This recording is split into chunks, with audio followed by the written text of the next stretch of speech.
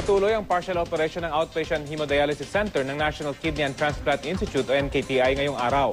Nakilala ng GMA News ang ilang batang may sakit na matapang na nilalabanan ng kanilang karamdaman sa murang edad. Mula sa Quezon City, may ulat on the spot si Mark Salazar. Mark?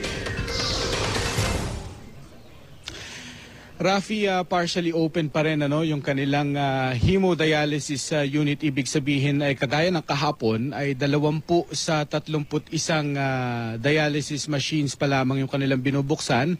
At yan ay para magserbisyo sa total of 40 patients sa ngayong araw na ito.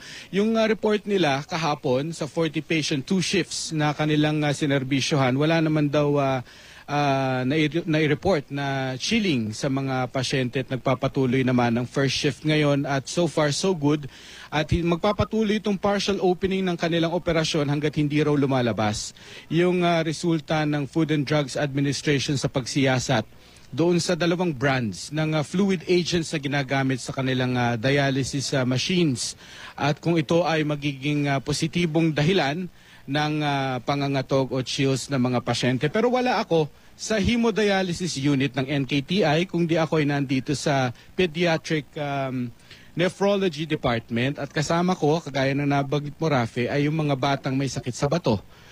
Hindi sila nandito para sa kanilang medical care, sila ay nandito para sa isang programang tinatawag na Batong Bulilit 2014. Ito ay parte ng kanilang psychological care sapagkat ang mga batang may sakit sa bato, kagaya ng nakikita niyong kumakaway-kaway na bibong yan, kailangang mahalaga sa kanilang gamutan yung nakakalimutan nila yung kanilang sakit sapagkat sila'y napakabata pa para maintindihan yung kanilang pinagdadaanan at yaman din lang at kumakaway-kaway ka. Ikaw ay naniniwalang gagaling ka. Di ba sabi mo sa akin kanina? Apo. Bakit? Kasi po, pag uminom ako ng gamot, at siya nagdasal, gagaling po ako kasi nandiyan po naman si Papa Jesus. Tama. Kasama sa care nila ay yung ganyan na sa psychological care ng mga bata ay maunawaan na hindi naman dito natatapos. Kundi may pag-asa, bagamat talagang may ika nga nila sakit ng mayaman.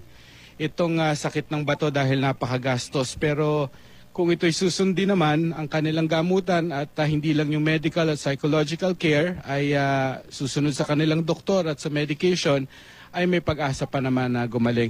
Itong programa nilang magsisimula dapat ng 1:00 ay magtatampok ng kanilang mga talents. Kanina, makikita nyo sa playback natin, meron silang mga drawing contest, may essay making contest at mamaya meron ding singing contest. Rafi, kung may oras pa tayong sandali.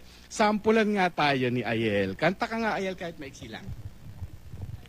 Liparin mo ang hangganan ng langit sa ulap ng pag-asa ay iyong makakamit ang tagumpay na dulot ng iyong pagpupunyagi, pangarap ng inang bayang tinatangi.